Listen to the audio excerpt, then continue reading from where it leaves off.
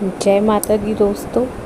आने वाले 20 अक्टूबर 2024 को करवा चौथ का पर्व मनाया जाएगा।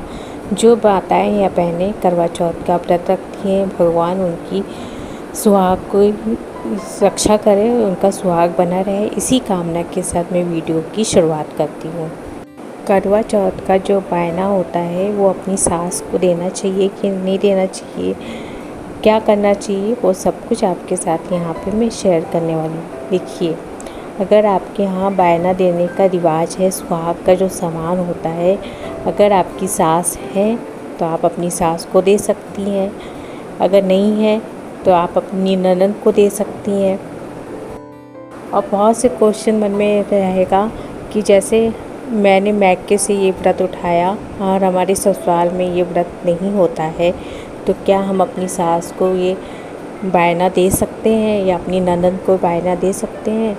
वो व्रत नहीं रखती हैं, व्रत नहीं करती हैं। हाँ, बिल्कुल दे सकती हैं। सुहाग का सामान अगर आप देना चाहें तो दे सकते हैं। अगर आपका रिवाज है मैके में, अगर जैसे पूरे जैसे किया जाता है वैसा आप करना चाहें तो वैसा कर सकती हैं। और अगर ननद को देना चाहे तो आप ननद को दे सकती हैं। तो अगर जैसे मन में ये क्वेश्चन आया कि ये मेरी सास विडो है तो क्या उनको हम ये सामान दें बायना में? आप अपनी सास को सुहाग का सामान छोड़ के बाकी सारा जो सामान होता है वो देने में कोई दिक्कत की बात नहीं है। करवा माता को जो सुहाग का सामान चढ़ाया जाता है वो आप खुद भी मतलब अपने प्रयोग में ला सकती हैं या दान दे सकती हैं। ये प्रसाद के रूप में आप इसको बांट सकती हैं या मंदिर में जाके पंडित की जो पत्नी होती हैं, पंडिताइन, आप उनको सुहाग का सामान दान में दे सकती हैं। इससे कोई दिक्कत की बात नहीं हुई। देखिए, सब जगह का अलग अलग रिवाज होता है, अलग अलग पूजा करने के नियम होते हैं। तो आपके यहाँ जैसे नियम है उस तरीके से करिए।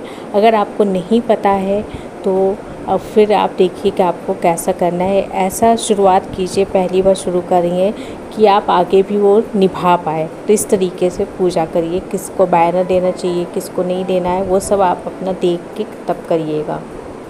अगर आप बाहर रहती हैं, भारत के बाहर रहती हैं, किसी विदेश में रहती हैं और वहाँ पे आप अकेले, छोटी फैमिली है, सिंगल फैमिली है, वहाँ पे कोई नहीं है, ना सास है ना ननद है, कोई नहीं है, लेकिन वहाँ पे मैंने देखा है वहाँ पे आपको मंदिर तो ज़रूर मिल जाएंगे। तो आप मंदिर में जाके सुहाग का सामान दान दे सकती हैं, क्योंकि ऐसा माना जाता है कि सुहाग का सामान को हम जितना दान देते हैं ना उतना ही सुहाग हमारे लिए बढ़ता है, शुभ मानते हैं हमारे यहाँ। ये जैसे मैंने ही उठाया करवा चौथ का व्रत, मेरे ससुराल में नहीं होता, तो ये जो बायना होता है मैं किसी को नहीं देती, मैं खुद ही उसका यूज़ करती हूँ। और उसका जो भी मैं चढ़ावा चढ़ाती हूँ, प्रसाद जो रहता है वो सबको बांट देते हैं। चूड़ी बिंदी भी थोड़ा बहुत मैं बांट देती हूँ अपनी सहेलियों में, अपने फ्रेंड में, या अगल बगल आंटी लोग हैं उनको बांट देती हूँ। बाकी मैं और ज़्यादा सामान किसी को नहीं देती, मैं खुद ही अपना उसका यूज़ करती हूँ। यदि आप अपनी सास को बायना देती आई हैं लेकिन अभी आपकी सास जीवित नहीं है, तो आप क्या कीजिए, आपके जो चचेरी सास है, ममेरी सास हैं और भी रिश्तेदार हैं, उनको आप जिनको आप सास के रूप में मानती हैं, आप उनको भी बायना के रूप में ये करवा चौथ का सामान दे सकती हैं। अगर जैसे आपकी सास विडो हैं तो उनको बायना ज़रूर देना चाहिए, क्योंकि आप उनके बेटे के लिए ये व्रत कर रही हैं, तो उनको बायना देना ज़रूरी है।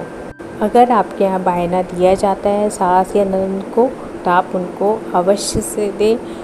विडो भी हैं या नहीं है तो उनके दूसरे जिनको आप अपनी सास मानती हैं उनको दे सकती हैं। दोस्तों, ये थी करवा चौथ के बायना के बारे में वीडियो। पसंद आया तो मेरे चैनल को सब्सक्राइब कर लीजिएगा। मिलते नेक्स्ट वीडियो में। धन्यवाद।